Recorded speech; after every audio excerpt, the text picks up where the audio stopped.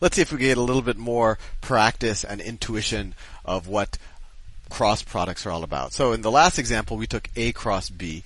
Let's see what happens when we take B cross A. So let me erase some of this. I don't want to erase all of it because it might be useful to give us an intuition. Do compare. So let's say, actually I'm going to keep that. Actually, I can erase this, I think. Okay, let me see. Okay, so the things I have drawn here, this was A cross B. Let me cordon it off so that you don't get confused. So that was me using the right-hand rule when I tried to do A cross B.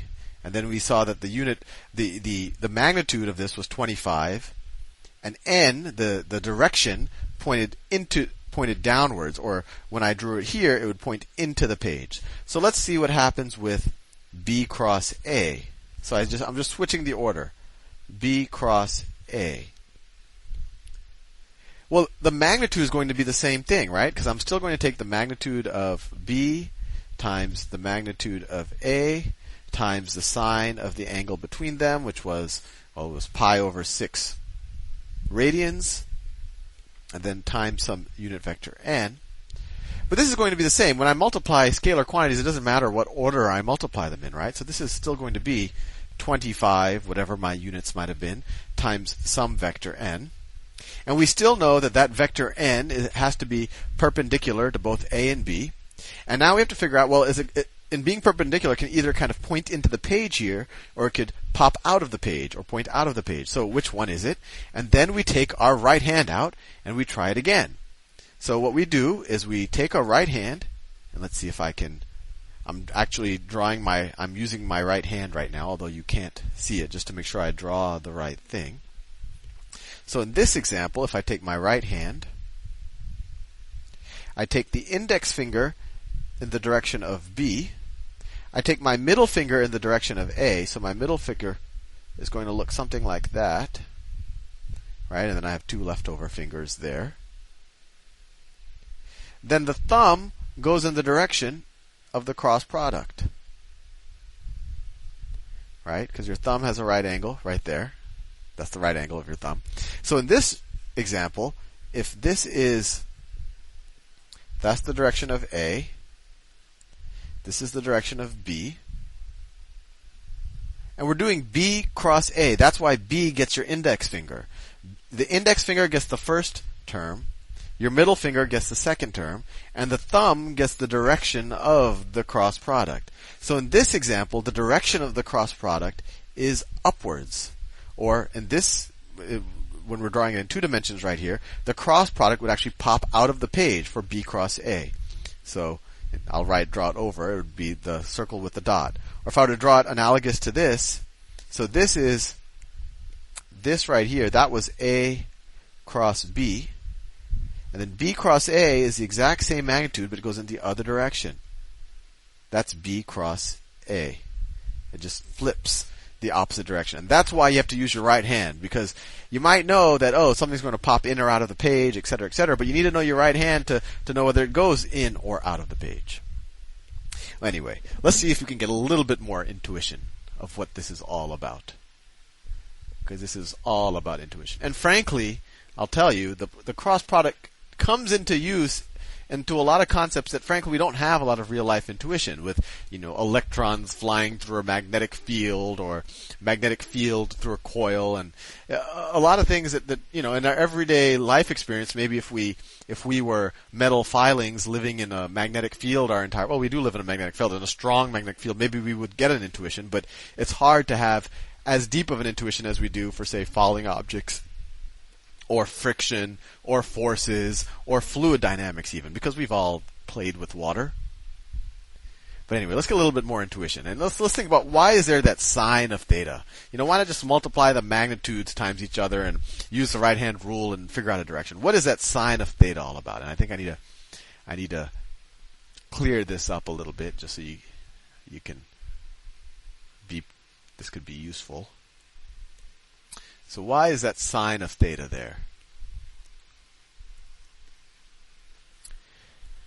Let me redraw some vectors. I'll draw them a little fatter.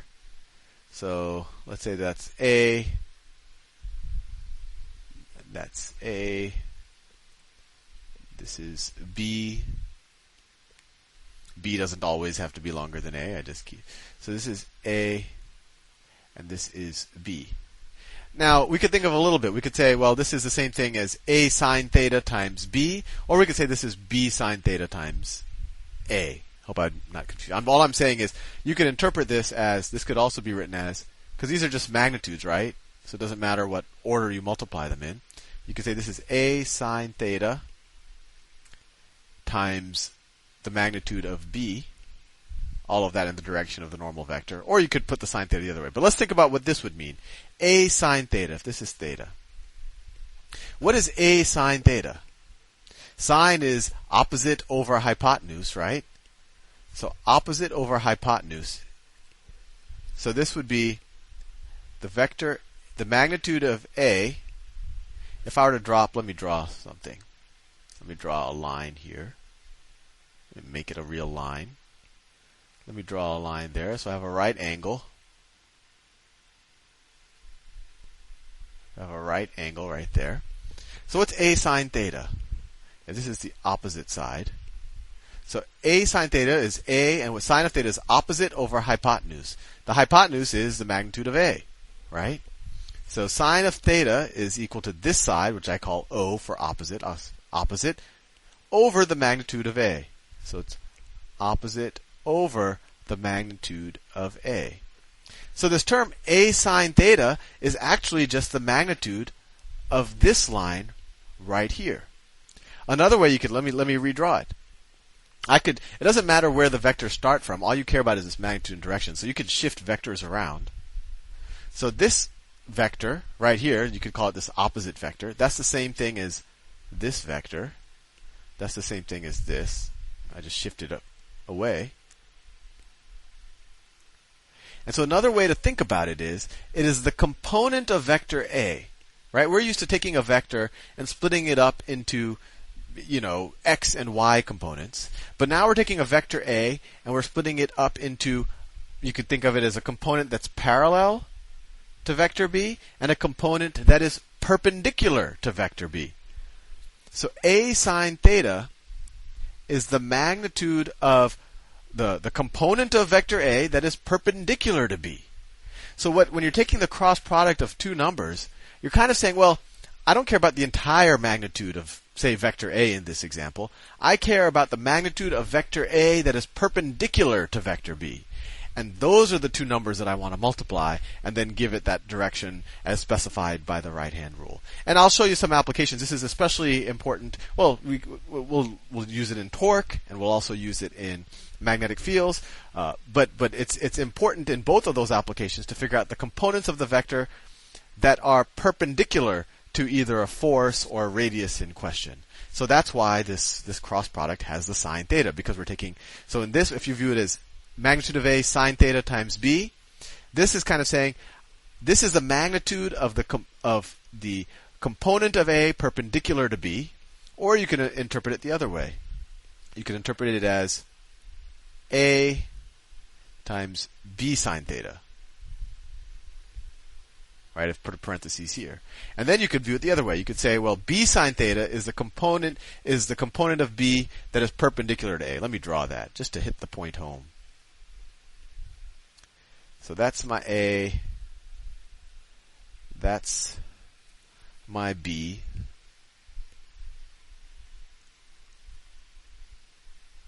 So B is, this is A.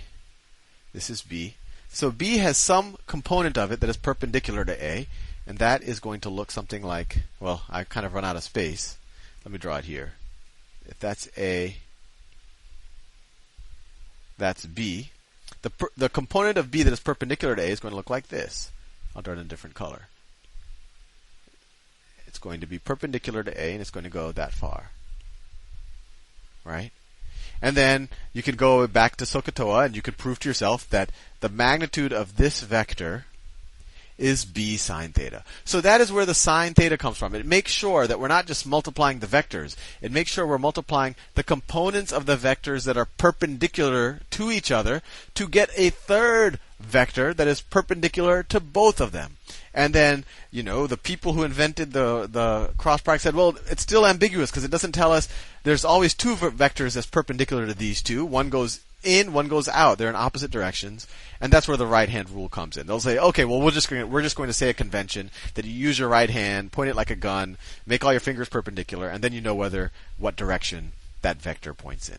Anyway, hopefully you're not confused. Now I want you to watch the next video, and this is actually going to be some physics on electricity, magnetism, and torque, and that's essentially the applications of the cross product, and it'll give you a little bit more intuition of how to use it. See you soon.